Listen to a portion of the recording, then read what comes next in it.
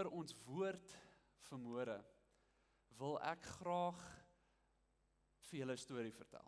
So, verbeel jou, dis die jaar 250 voor Christus.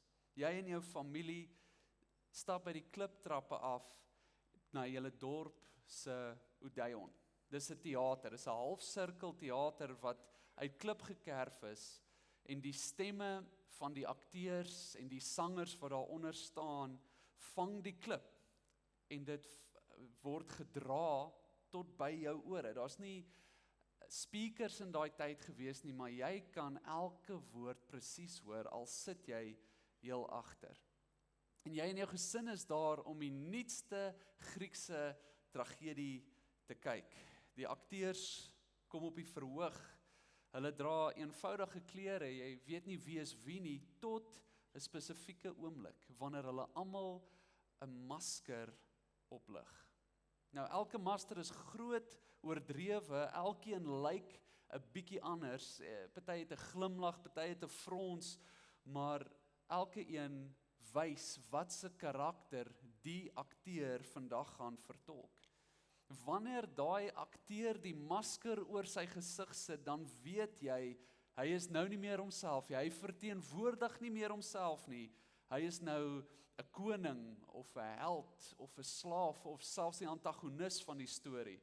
Die masker gee vir hom 'n rol. En die rol is altyd 'n identiteit wat nie syne is nie. En sy werk is om agter daardie masker sy gegewe rol uit te leef, sy gegewe rol te vertolk, asof hy die persoon is op die masker. Nou die Grieke, wie die teater eintlik ontwikkel het, vir wie ons baie in die teater voor kan dankie sê, het 'n woord gehad vir daardie mense, daardie akteurs. Hulle was nie akteurs soos wat ons dit vandag noem nie, daar was 'n spesifieke naam vir hulle gegee. En dit is die woord hypocriete. Hypocrites in Grieks. Letterlik beteken dit iemand wat 'n masker dra. Iemand wat voorgee om iemand anders te wees. So die hele tragedie, die hele play wat jy kyk, speel af agter 'n masker. Jy sien die rol, maar nooit die ware gesig nie. En baie van ons voel dalk ons moet 'n masker dra, 'n sekere rol vertolk. Ons moet voorgee, ons moet iets wees of iemand wees wie ons nie is nie. En dit is nie net in een aspek van jou lewe nie. Almal van ons het verskillende aspekte en baie van ons het ander maskers wat ons in ander situasies moet dra. Byvoorbeeld, wie is jy voor jou kinders? Wie is jy voor jou baas? Wie is jy op Vrydag aande en wie is jy op Sondagoggende? Almal van ons het 'n masker. Dit is amper asof ons 'n masker dra vir elke geleentheid. Die probleem is, wanneer mens lank genoeg 'n masker dra, dan weet jy nie meer wie jy is onder daardie masker nie. Jy weet nie meer wie jy is en wat se weergawe die ware jy is nie. So ons verloor ons identiteit in die rolle wat ons dink ons moet vertolk. Laas week het Neville in die begin van sy preekreeks van die geesvervulde lewe met ons gepraat oor hierdie telltales. So ek gaan 'n bietjie daarop fokus vanoggend. Ek wil fokus op hierdie telltales. Ek wil nie noodwendig aangaan met die reeks nie. Ek wil stil staan by een deel en Neville gaan vir ons aangaan volgende week. So weer eens, as jy nie so een ontvang het, jy gaan kry vir jou gerus na die diens een by die infotoonbank. Maar 'n telltale is iets wat op die seil van 'n boot kom. En in die metafoor van die geesvervulde lewe praat ons van 'n seilboot. Wat mens doen om 'n telltale in te sit, is mense sit lintjies in op die seil. En wat julle nie kan sien nie, is daar's een aan die ander kant ook. En hulle is aan weerskant aan dieselfde posisie van die seil en daar's 'n paar. En wat moet gebeur, is soos wat jy seil, trek hy vas teen die seil, aan weerskante. En dit is wat belangrik is. Ons het geleer laasweek, as jy in 'n seiljag is, dit werk glad nie, as die wind net van agteraf stoot nie. Want daar moet druk wees, daar moet lugdruk wees, daar moet lugvloei wees, aan albei kante van die seil. So dit is die rol van 'n telltale. Die telltale moet aan weerskante van die seil styf trek. Nou wat gebeur, is partykeer, as die lugdruk nie dieselfde is, as die lug nie vloei aan weerskante van die seil nie, dat die een sal styf trek en die ander een sal of loshang of wapper. Nou wat gebeur as dit gebeur, is jy gaan binnekort doodstil staan in die water. Jy gaan ophou seil en daar gaan geen beweging meer wees nie. En dan kan die seil, alhoewel daar sterk wind is, jou nie meer vorentoe vat nie. En dan is die enigste beweging, die enigste manier hoe jy kan beweeg, is as jy die roeispane uithaal en hard begin werk en moeite insit om nie meer te stagneer nie.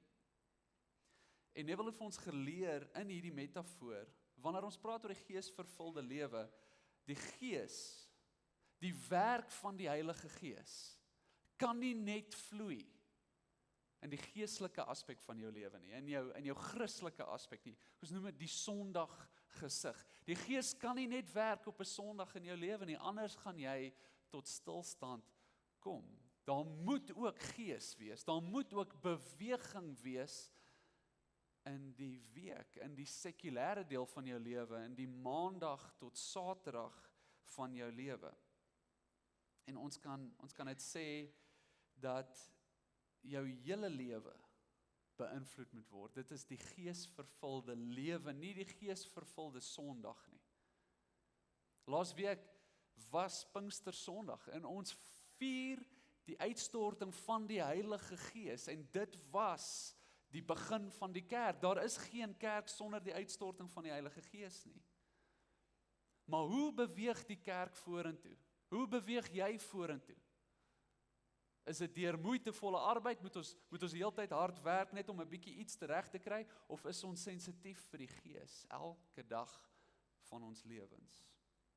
En as ek net geestelik is op Sondag wanneer ek kerk toe gaan, of op die dag wanneer die selgroep bymekaar kom, as ek net geestelike insette daai dag uitleef, wat gaan gebeur is ek gaan stagneer.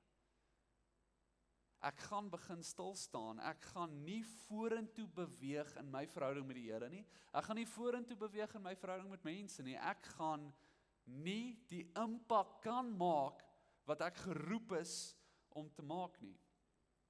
En ek seker daai Griekse woord hypokrites klink bekend, is om die Engelse woord hypocrite vandaan kom.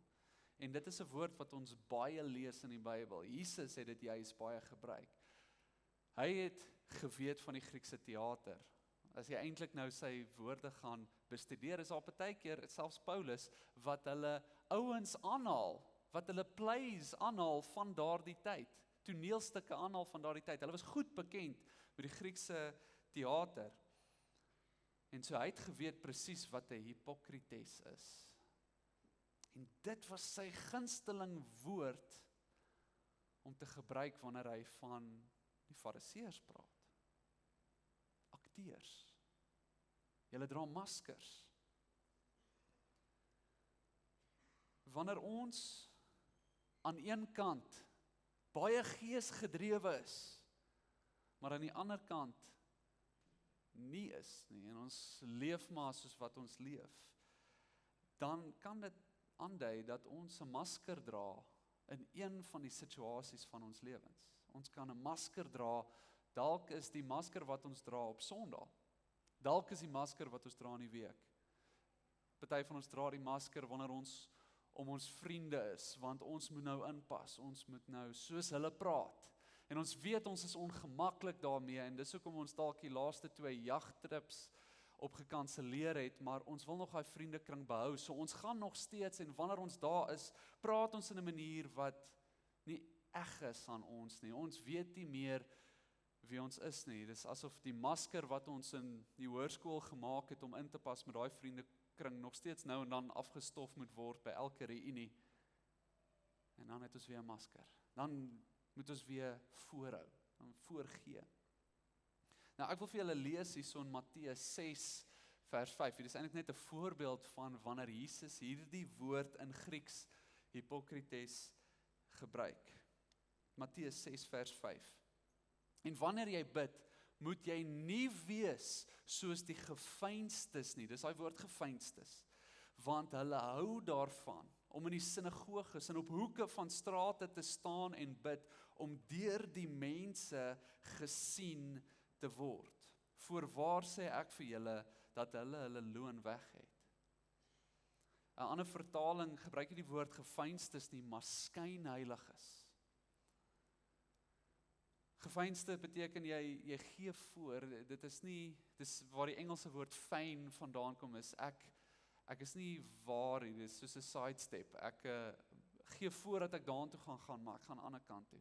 En die woord skynheiliges is ook nog eens 'n mooi vertaling van daardie woord, want dit is nie regte heiligheid nie, dit lyk net so, is oppervlakkige heiligheid. En Jesus gebruik die woord eintlik akteur.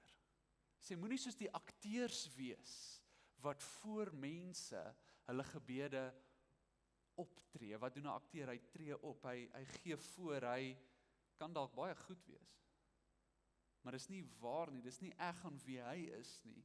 En hy sê die loon wat 'n geveinsde het, is die publieke beeld en die aansien wat hy kry.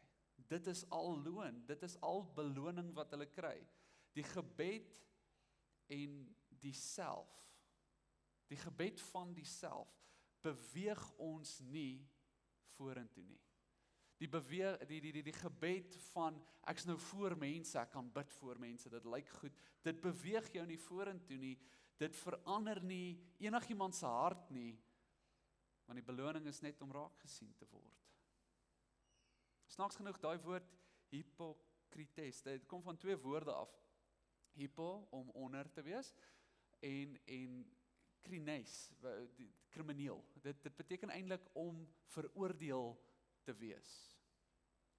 En wat dit eintlik beteken is, terwyl jy 'n akteur is jy die heeltyd besig om gewatch te word. Almal ondersoek jou, hulle wil seker maak, hulle wil sien wat jy doen. So, die motivering is optrede. Ek moet perform.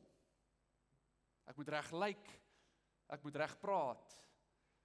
Ek moet lyk soos die rol wat ek vertolk. Want ek is die heeltyd besig om gewatch te word. Die fokus is op, hoe sien die ander my? Hoe sien die Here my? Hoe sien ek myself? Die fokus is op my. En Jesus sê hierso, as jou fokus is, hoe ander mense jou sien, dan is jou beloning net dit.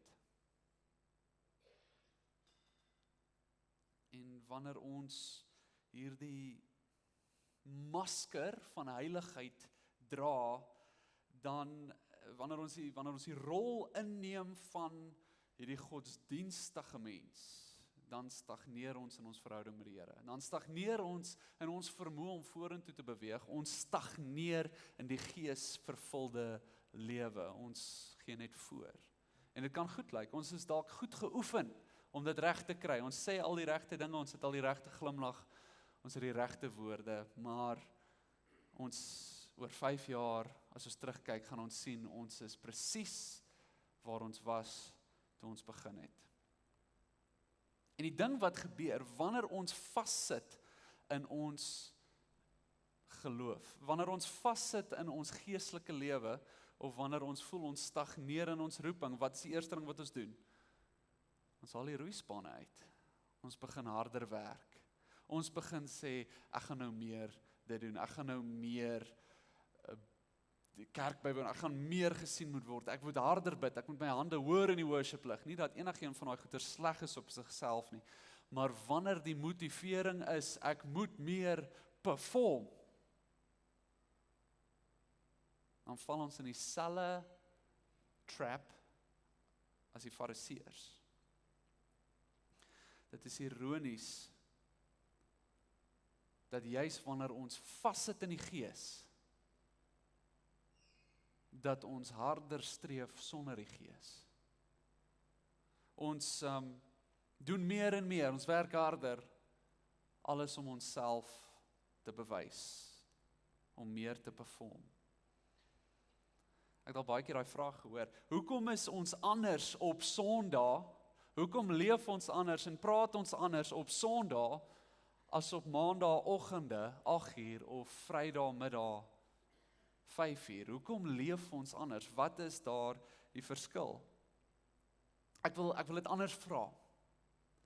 Wat probeer ek bewys? Aan wie is ek besig om te perform? Is ek besig met toneelspel?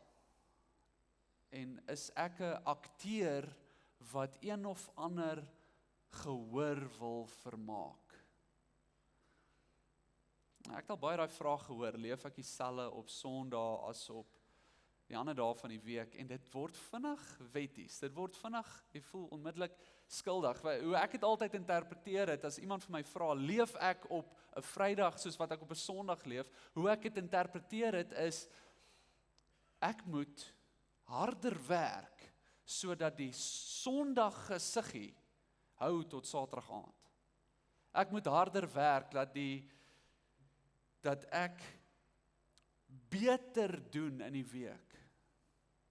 Ek moet meer in die week lyk soos wat ek Sondag werk. So hoe ek het interpreteer het is, die stukkie heiligheid wat ek ontvang het op 'n Sondag, moet ek dan nou probeer uitrek.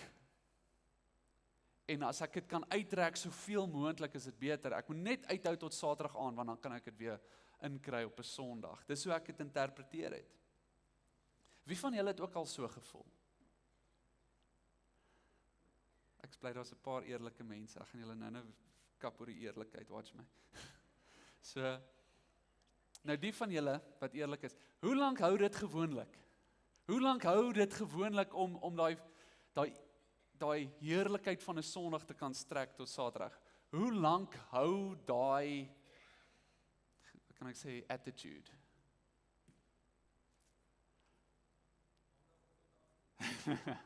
Maandagoggend 8:00 is die antwoord. Dis lank, wel dan. Nee, ek het al beleef hoe meer ek probeer om harder te werk en iets verkeerd gebeur, iets wat ek nie beplan het nie, hoe korter hou my uithou vermoë. Byvoorbeeld, kom ons sê jou baas is op jou keus. Jy gaan nie jou Sondag gesiggie kan hou nie. Die vrede van die Here wat jy probeer inwandel, gaan opdroog in 'n sekonde, sodra die baas nou met my lelik was, of sodra my kind weer sy boeke by die huis vergeet het, dan is al die vrugte van die Gees van my af. Of, ek het nie kinders nie, so ek mag daai grap maak, moet nie te hard lag nie, jy het jouself nou expose daar, so. Of, iets anders het gebeur, iets wat baie seer is. Jy het 'n vriend wat deur 'n vreeslike pyn gaan, en skielik is jou vermoë om 'n masker vas te hou nie meer daar nie, en die reaksie wat jy het, die regte jy kom uit in daai oomblik. En jy voel vrees en jy is bang en jy voel jy val emosioneel uitmekaar, dat jy kan nie nou voorgee nie. Dan voel jy weer skuldig, ek het nie dit reg gekry om my masker lank genoeg te dra nie. Jy kyk wat ons doen, wanneer ons probeer om Sondag se heiligheid uit te strek vir die res van die week, wat ons eintlik doen, is dit is 'n ingesteldheid van 'n heiligheidsmasker wat ons net langer probeer voor oë hou.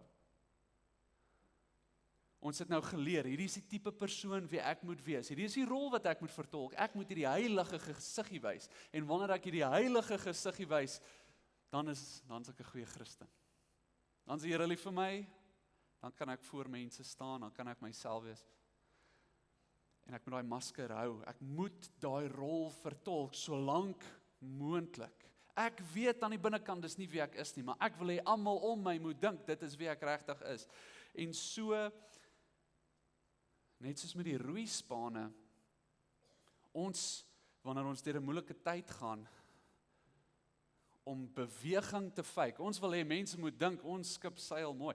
Ons gaan begin roeispane gebruik. Ons gaan moeitevolle arbeid insit. Ons werk hard om daai glimlag te hou in die week.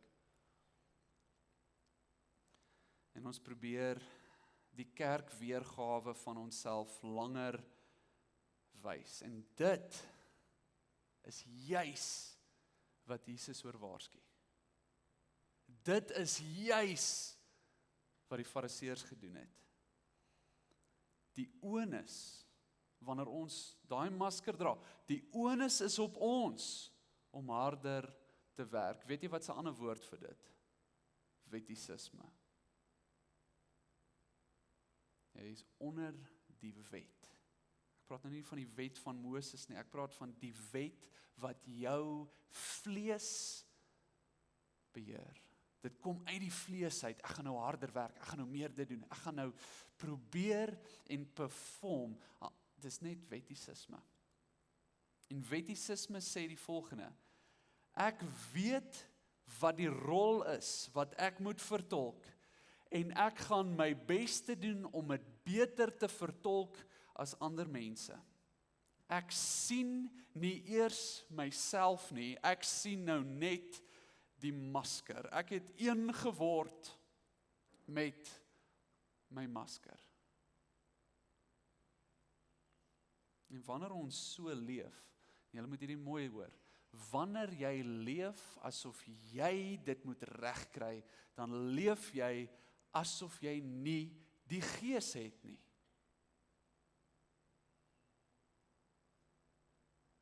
Laasweek was Pinkstersondag, en Pinkster was nie die een dag wat die Heilige Gees uitgestort het nie, hy is met ons. Hy was nie net daai een dag daar nie, hy is nie net een keer 'n jaar hier met 'n Pinksterdiens nie, hy is elke dag hier. Wanneer ons 'n masker dra, dan is ons nie besig met wie ons werklik is nie. Die Gees, hoor hier, die Gees werk nie met wie jy voorgee om te wees nie. Die Heilige Gees werk net met wie jy regtig is, en die Gees werk daagliks in en met jou. Blaai saam met my na Romeine hoofstuk 8. Baie van ons is in hierdie tweestryd, waar ons voel, ons het hierdie slegte sonde, ons moet hierdie sonde wegsteek, ons moet die sonde probeer van mense geheim hou. Ons sukkel daarmee, ons wil stop, maar ons druk dit weg. Ons wil nie hê mense moet dit weet nie, ons hou dit in die donker.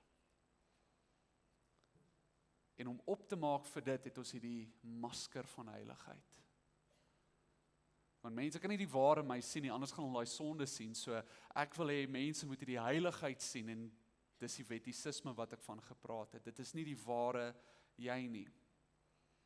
Nou al twee daai, die sonde en die wet, kom uit jou vlees uit. Dis 'n wet vir jou vlees. Dis nie wie jy is nie, dis jou sondige aard. Dit is nie van God af nie. Dis jou manier om te probeer verdien dat God vir jou lief is. Dis die masker. Kom ons lees Romeine 8 vers 1 tot 7 en dan gaan ons weer aan met 12 tot 16.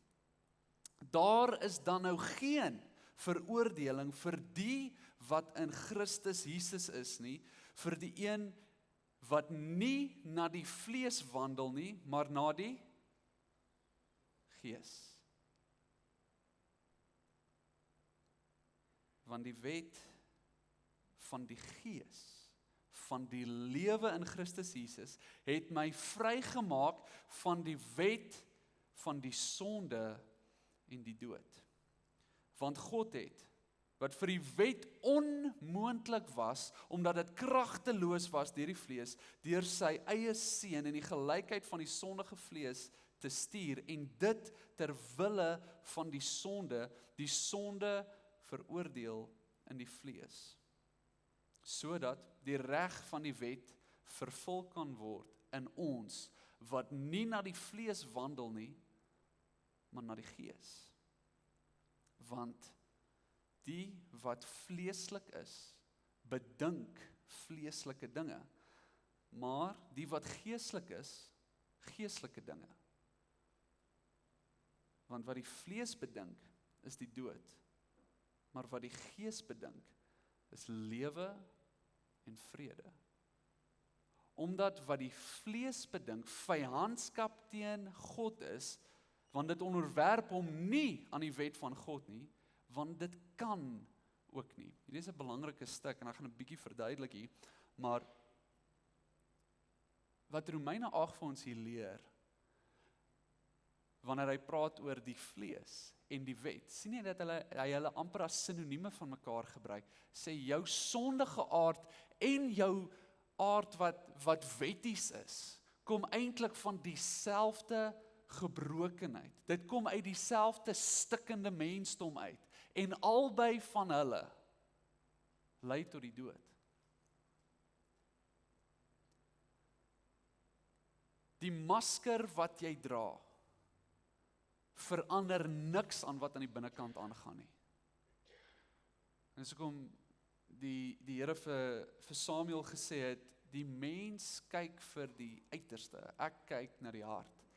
So God kyk reg deur jou performance. Hy sien reg deur elke ding wat jy probeer doen om reg te lyk. En hy kyk reg deur na die sonde, want die performance het geen impak op wie jy regtig is nie. Dit verander nie jou identiteit nie. Jy gee net voor dat daar 'n identiteit is van heiligheid, maar jy weet dis 'n masker en jou skaamte bewys dit. Ek wil aanlees in Romeine 8 vers 12 tot 16.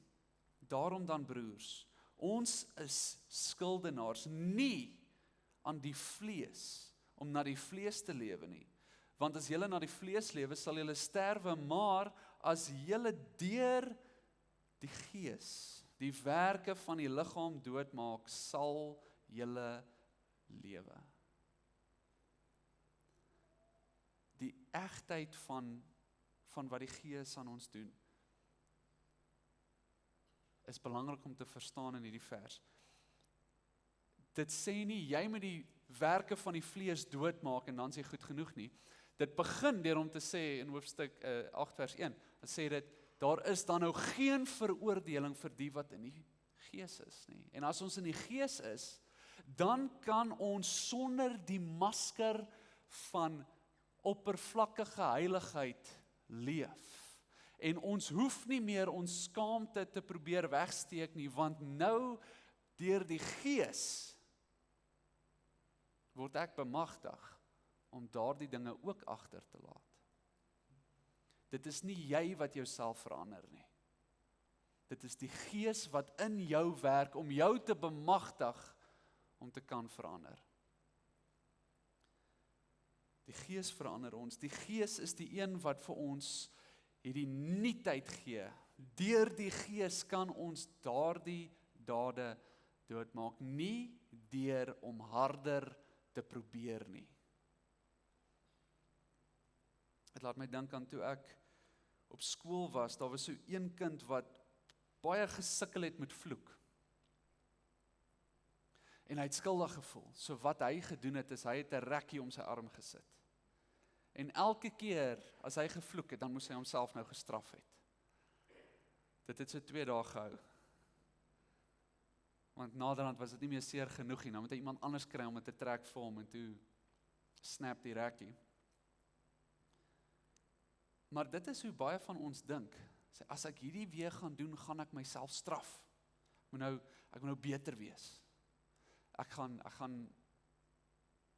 hierdie nie doen nie, want dan voel ek skuldig, en dan, jy gaan weer val in die sonde, want jy is besig om vleeslik te dink, dan val jy weer in die sonde, en dan probeer jy harder om dit nie te doen nie.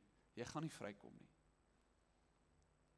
Ons kan net vrykom, as daar 'n identiteitsverandering kom. Vers 14. Want almal wat deur die Gees van God gelei word, die is kinders van God.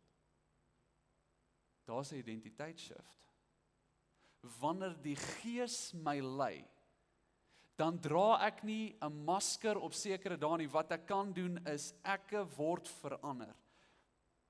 Want julle het nie ontvang 'n gees van slawerny om weer te vrees nie, maar julle het ontvang die gees van aanneming tot kinders, deur wie ons roep, Abba, Vader. Die Gees self getuig saam met ons gees, dat ons kinders van God is.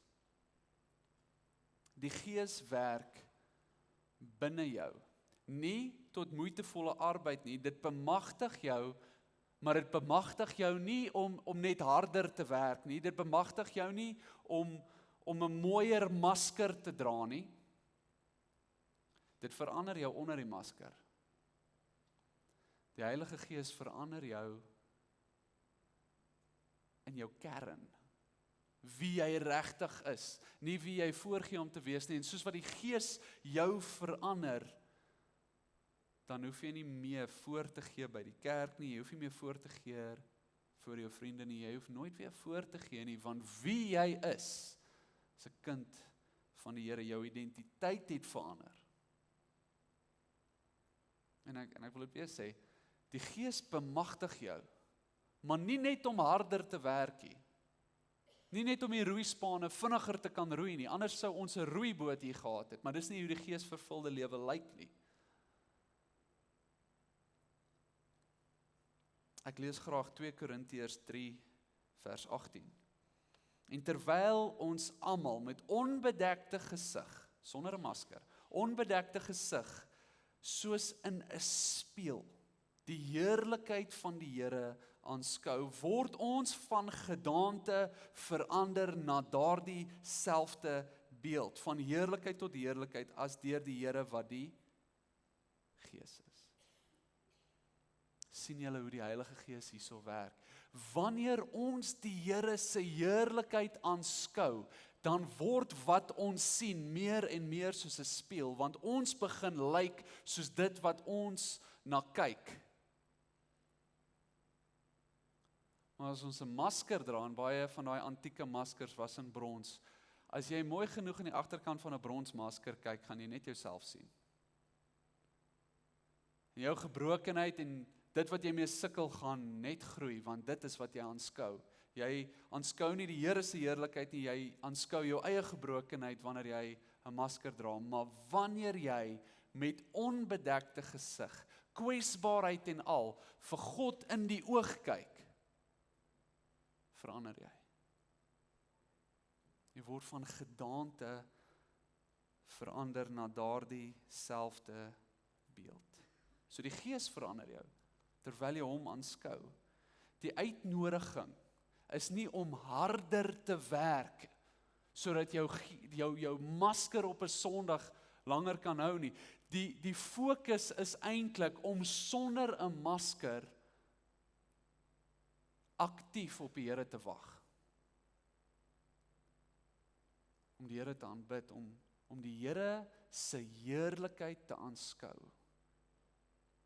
En dis die ding, jy kan die Here se heerlikheid oral sien. Jy hoef nie te wag vir 'n Sondag om God se heerlikheid te beleef nie. Jy kan God beleef in jou stilte tyd. Jy kan die Here beleef wanneer jy aanbid op pad kerk toe, op pad werk toe, op pad skool toe. Jy kan die Here aanbid terwyl jy werk. Jy kan God se goedheid beleef in 'n vergadering.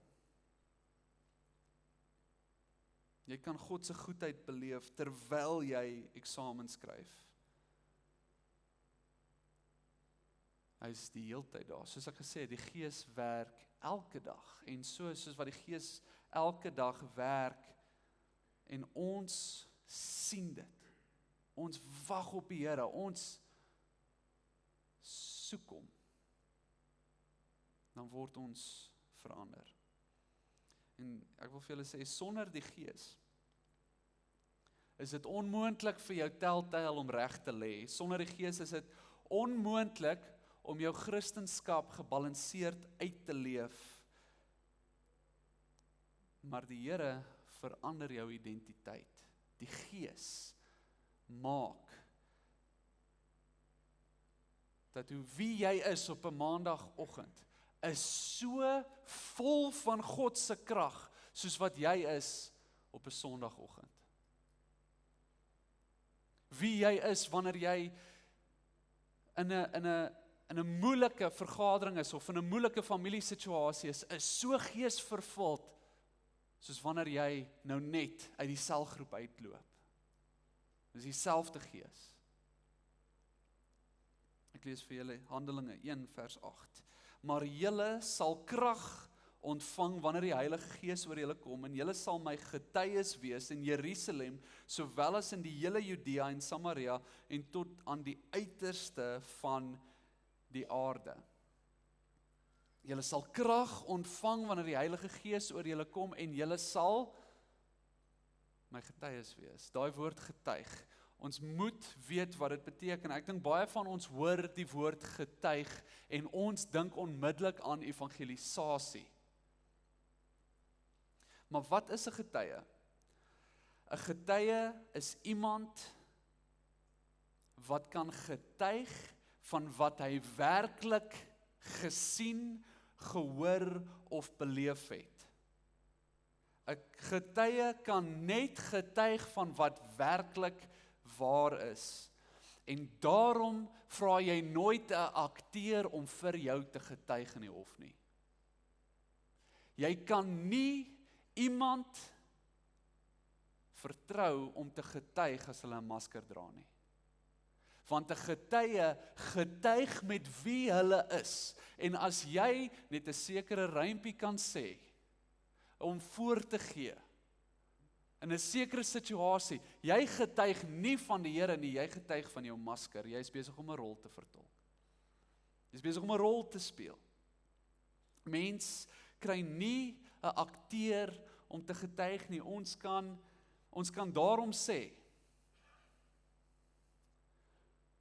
'n getuie is die teenoorgesteld van 'n geveinsde. 'n Getuie is die teenoorgesteld van 'n hypocrite. 'n Getuie kan nie 'n masker dra nie. So ek wil vir julle sê vandag, ons getuienis kan net krag dra, kan net effektief wees as ons eg is. Want as ek net 'n Sondagmasker dra, dan getuig ek van 'n rol. Maar as die Gees my verander onder die masker, en ek kan die masker weggooi, dan getuig ek van 'n waarheid wat hulle kan vrymaak.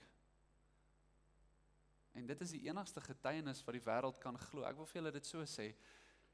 Ons dink nou aan geveinstes as hierdie heilige mense in die kerk. Almal dra 'n masker in die wêreld ook. Almal het 'n rol wat hulle probeer vertolk. Almal probeer good enough wees in sekere omstandighede. Maar wanneer ons sonder 'n masker rondloop, kyk die wêreld na ons en hulle sien 'n egtheid wat hulle in hulle self nie het nie, en dit is jou getuienis. Dit is vir daardie rede wat Paulus kan sê, ek spog in my swakhede. Julle kan my sien vir wie ek is. Julle kan my swakhede beleef. Julle kan my foute raak sien. Ek is nie bang om dit te deel nie, want ek gee nie meer voor nie. 'n Getuie is iemand wat kan sê, ek het gesien, Ek het beleef, ek het nie meer 'n rol om uit te speel nie. Ek het nie 'n nuwe rol wat ek moet vertolk nie. Ek het 'n nuwe identiteit en ek kan dit wees sonder om voor te gee. En dit is die waarheid van die Gees lewe. Geen pretensie nie. Daar is beheer. Ek wil julle weer vra.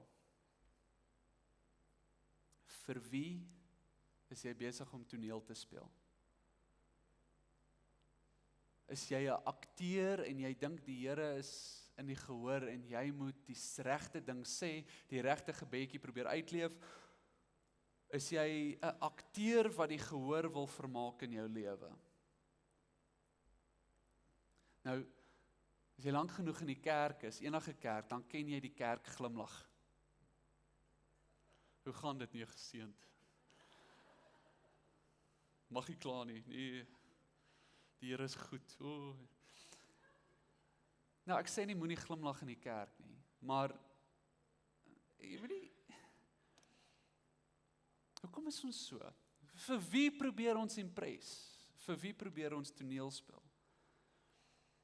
Ek sê vir julle vanmôre, as jy voorgee, is jy nie eg nie, is vanselfsprekend, maar as jy nie eg is nie, dan werk die Gees nie in daardie area van jou lewe nie, want die Here werk met waarheid. Wanneer ek die idee kry, dat as 'n Christen, 'n goeie Christen, gaan ek my pyn wegsteek vir almal, dan is ek besig om skynheilig te wees. Ek gee voor. Daar was iewers in geskiedenis 'n tyd waar 'n leuen in die kerk ingekom het, en daai leuen is, jy moet perfek lyk voor jou broers en susters.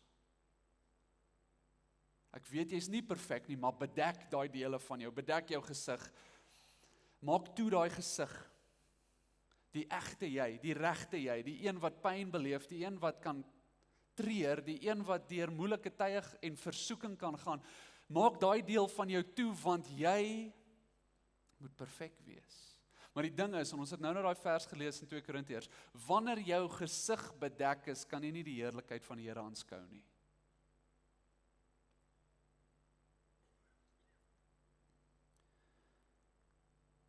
Wanneer jy 'n masker dra, dan kan jy nie die heerlikheid van die Here aanskou nie. Dan beleef jy nie groei nie. Wanneer jy jou daaglikse, egte belewennisse en emosies onderdruk, versper jy jou eie pad tot genesing. Dis 'n oomblikke van pyn, wanneer ek voorgee, wanneer ek weer maar die wet optel. Want dis die enigste manier hoe ek kan vorentoe kom. Dis die enigste manier wat ek voel ek het beweging, wanneer ek pyn het en ek voel minderwaardig, ek voel nie ek kan myself reg uitleef nie, dan gaan ek skelm wanneer niemand kyk nie, eintlik hard werk. En ek gaan my seile ophou, maar dis net daar vir die mooiheid. Want net mense moet dink ek's geesvervuld. Nou, ek wil hierdie vir julle sê, wanneer ek my sonde wegsteek, dan ontneem ek my broers en susters in Christus om genade aan my te kan bewys.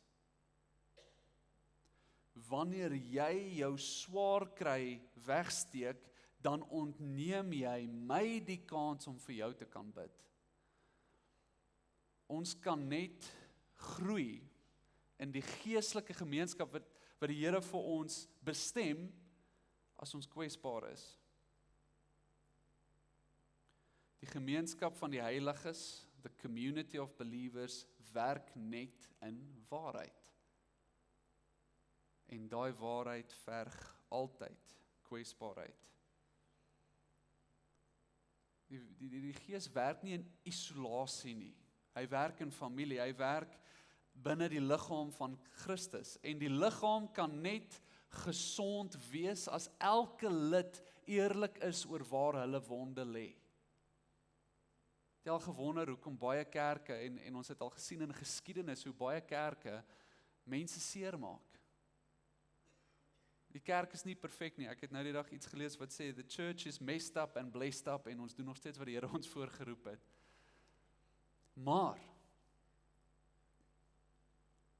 as die lidmaat in die kerk nie voorgee dat hy perfek is nie, of nie voorgee dat sy nie pyn het nie, dan kan ons mekaar bedien. Dan is daar genesing. En soos wat daar genesing is, en ons kan die maskers laat val, dan kan ons weer die heerlikheid van die Here sien. En wanneer ons die heerlikheid van die Here kan sien, dan kan ons verander. Ons getuienis aan die wêreld begin hier, by ons bereidheid om kwesbaar te wees met mekaar.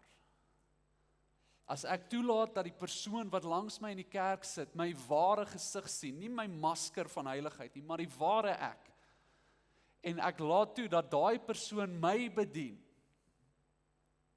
dan gaan die wêreld na ons kyk en sê, ek het dit nodig. Dit is hoe ons getuig in die wêreld. Want as ons nie eg is met mekaar nie, gaan ons ook nie eg wees met die wêreld nie. Dan gaan ons voorgee. Die persoon in die Bybel wat die meeste mense na die Here toe gelei het, die hoof-evangelis van die Bybel, is Paulus. En is juis Paulus wat sê, ek spog in my swakhede. Toe ek na julle toe gekom het, skryf hy, het ek nie gekom met hierdie magtige woorde en ek het julle probeer oorreed nie. Ek het gekom met die krag van die Gees. Die Gees wat julle kan verander, is dieselfde Gees wat Paulus verander het, sê hy. As ons wil hê dat die wêreld moet verander, moet ons eg wees, sodat die Here ons kan verander. Die Gees werk om jou te verander. Dat wie jy was op jou slegste, en selfs wie jy was op jou beste, niks meer te doen het met wie jy nou is nie. Daai dag wat jy dit regtig goed reg gekry het om jou geestelikheid mooi uit te beeld, is nie wie jy is nie. En daai slegte dag wat jy geval het in die verskriklikste sonde, is ook nie wie jy is nie. Wie jy is wie die Gees nou in jou werk. Onder die masker. Jy is 'n seun of 'n dogter van God. Die fokus is nie om beter te doen nie, maar om jou nuwe identiteit in God op te neem. En die nuwe identiteit in Christus is nooit bang vir kwesbaarheid nie. Kyk net na Dawid. As jy die psalms lees, jy kan sien daai man was kwesbaar. Jy kan sien, hy gaan deur emosionele goeters en hy sukkel nie om kwesbaar te wees voor die Here nie. En dit is hoekom die Here hom kan vat en verander, want sy hart is mooi oop in sy hand. Hoekom dink jy die Here hom genoem 'n man agter my eie hart, want sy hart was in God se hande die heeltyd. Selfs in sy sonde kon Dawid eg wees voor die Here. En die Here kon hom vergewe en verander. Ek wil graag afsluit met die woorde, God does not bless who you pretend to be. Ek wil jou vandag uitnooi. Gaan soek binne jouself in watter aspekte jy voorgee. In watter deel is jy meer geesgedrewe en watter dele dra jy 'n masker? Gaan ondersoek bietjie waar jy 'n Sondag gesig aansit of 'n Vrydag gesig aansit of 'n rol vertolk met moeite en nie met egtheid nie. En wanneer jy daardie area of areas in jou lewe kan identifiseer. Sit die masker neer en leef dan geïntegreerd met die Gees. Dis die doelwit. Om so geïntegreerd te wees met die Gees, dat jy nie meer weet waar jy begin en waar die Here begin nie.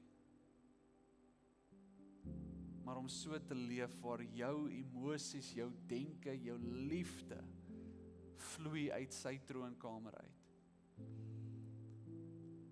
Heeltemal oorgedoen, heeltemal nuut gemaak. Kom ons bid saam. Vader, mag ons meer wees as net Christelike akteurs. Mag ons geesvervulde getuies wees. Ek bid dat die Gees ons lei, dat ons alles oorgee aan die Gees. Ons wil nie voorgee nie, ons wil nie 'n rol vertolk nie, ons wil nie anders wees, of probeer wees nie. Ons wil in ons identiteit radikaal verander word om meer soos U te wees. Vader, gee ons die krag om in kwesbaarheid die waarheid met mekaar te deel, asook om mekaar in gemeenskap te bedien waar daar wonde is, sodat ons liefde vir mekaar 'n getuienis kan wees vir die wat U nog nie ken nie. Ons bid dit in Jesus se naam. Amen. Mag julle 'n geseënde week hê en mag die Here by julle wees en vat die Here saam met julle. Amen.